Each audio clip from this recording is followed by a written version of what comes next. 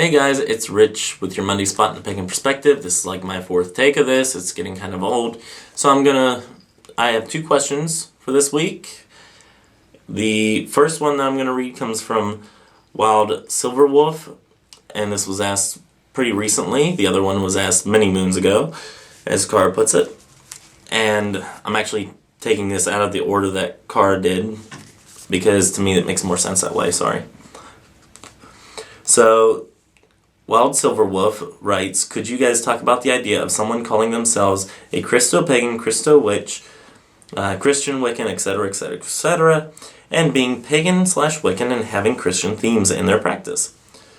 What about someone being Christian and having pagan themes in their practice, other than the ones that people say the church stole? Okay. Wow. That's a lot to read. So, as far as people calling them or labeling themselves Christo-Pagan, Christo-Witch, Christian Wiccan, no problem with it. I do it myself. If I need a label, that's one I use.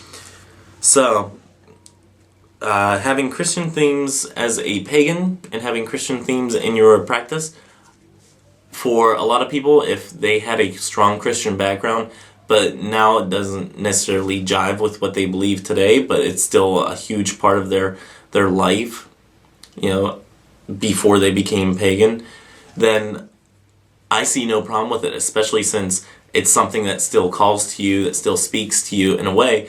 It's just not necessarily the church's view of how it should be speaking to you. So, if that makes sense. Moving on, what about someone being Christian and having pagan themes? I think it's a great thing to be a Christian and branch out your idea system or your mental focus into something that it's not necessarily the status quo. You're breaking the mold. You're getting into something that is new to you and that you think or you feel jives with what your beliefs are already at. Stuff such as positive thinking and stuff like that. What goes around comes around. And it harm none. That type of thing. Those can all very easily mix over for a Christian from a pagan perspective. So, I hope that answered it. I hope I came out pretty clear on that. The other one is from Runig, and this was asked long ago, I guess, from what Carr says. And they write, okay, so I'm pagan with a pretty open-minded view, and I was thinking of joining a Bible study group with some people, as I find the text very interesting. I've been honest with them of my own faith, and they seemed comfortable with that and assured me that they won't tell me that I'll burn in hell. For one, I want to stop right there. There's more to it. I want to stop right there and say kudos on the Bible study group that accepts somebody outside of their normal group that comes in. Obviously, you probably don't get that many pagans in a study group, in a Bible study group. So kudos on the group. Going on, they say, anyway, the question is really, in what ways do you think the Bible can help pagans learn about deity? Stopping right there. For one, it can help you with, finding deity because you're looking to something that, okay, this isn't so, or this isn't really something that I'm used to, so I'm venturing out to see something new, and while I look at something new, it may also make me think, hey, let's go back to something I already know and research a little bit more about that.